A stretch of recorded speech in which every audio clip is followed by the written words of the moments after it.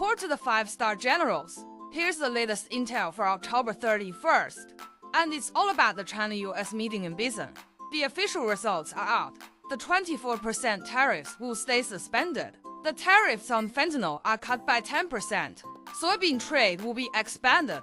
And both sides agreed to pause port fees. On the surface, it all looks like a smooth and friendly talk. But when it comes to rare earths, China's still holding its ace card. The US side said it would pause the export control penetration rule announced on September 29 for 1 year. In response, China said it would also suspend its rare earth export restrictions introduced on October 9 for 1 year. But, and here's the key part, China added a little line at the end to further study and refine the detailed plan.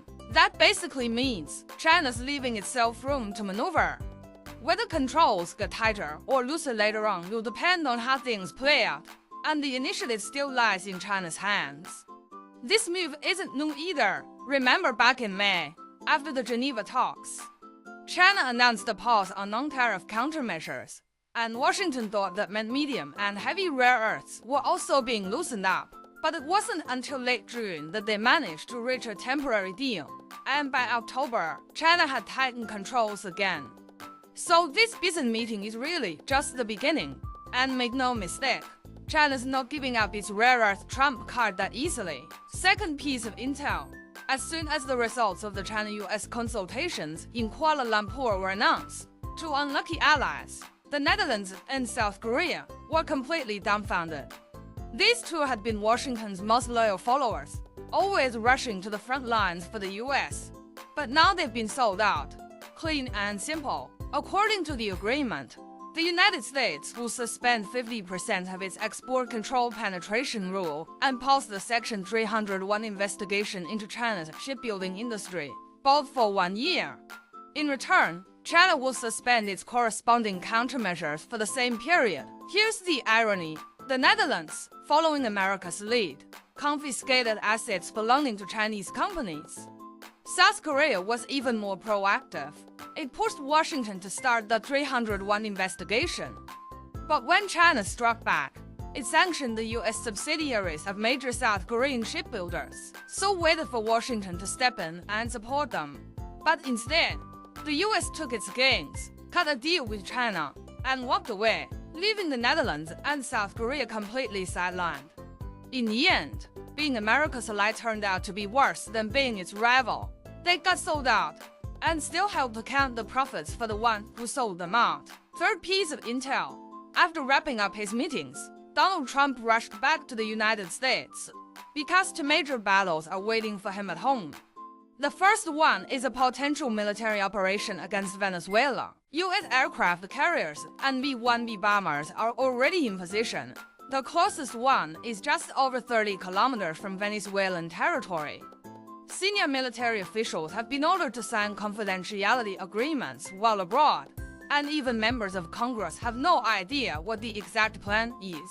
Earlier, the US reportedly tried to recruit the pilot of President Maduro's personal jet in an attempt to kidnap the Venezuelan leader, but the mission failed. Now, Washington seems ready to rely on military force instead, and Trump hurried back to personally make the final call. The second battle is the US government shutdown crisis. It's been almost a full month since it began on October 1st, and the impact is severe. 750,000 federal employees are working without pay, 4,200 have been laid off, and food assistance for 42 million low-income Americans has stopped. Trump wants to freeze funding for Democratic blue states and cut clean energy projects. But the Democrats are blocking him at every turn.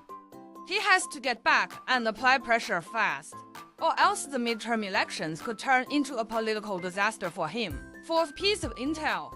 In the early hours of October 30th, the Russian military launched massive strikes across all of Ukraine, firing 61 missiles and deploying hundreds of drones, all aimed specifically at power and energy facilities. The Zaporizhzhia hydroelectric power plant was hit by 8 missiles and is now completely destroyed.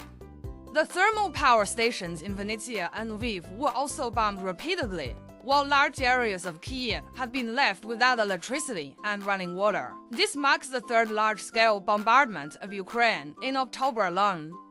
Russian forces have been deliberately targeting the power grid, waiting until it's repaired, then bombing it again, clearly trying to make it impossible for Ukrainians to survive the winter. Fifth piece of intel: Pakistan had issued a final ultimatum to the Afghan Taliban. Defense Minister Asif warned that with just a small use of force, they could drive the Taliban back into the mountains. Pakistan says Taliban fighters keep carrying out attacks from inside Pakistani territory, and in 2024 they even blew up and killed 5 Chinese engineers. The Afghan Taliban not only failed to stop those attacks, they went so far as to claim the Pakistan Taliban aren't even militants, which infuriated Islamabad.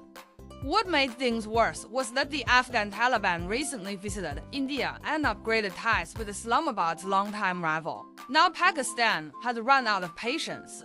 The Air Force has already carried out airstrikes over Kabul, but Afghanistan is a graveyard for empires. A full-scale ground invasion risks dragging Pakistan into a long, grinding conflict. What Pakistan really wants is to cut off the Taliban's trade lifelines, not just ban them.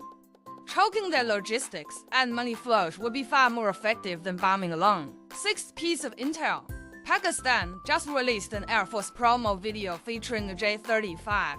And almost immediately, Indian media ran a ridiculous story claiming that India had asked China, during the BRICS meeting, to delay J-35 deliveries to Pakistan by 3 to 4 years, supposedly to give India's own 5th-generation fighter more time to catch up. Seriously, who even comes up with this kind of nonsense? This is clearly panic from India.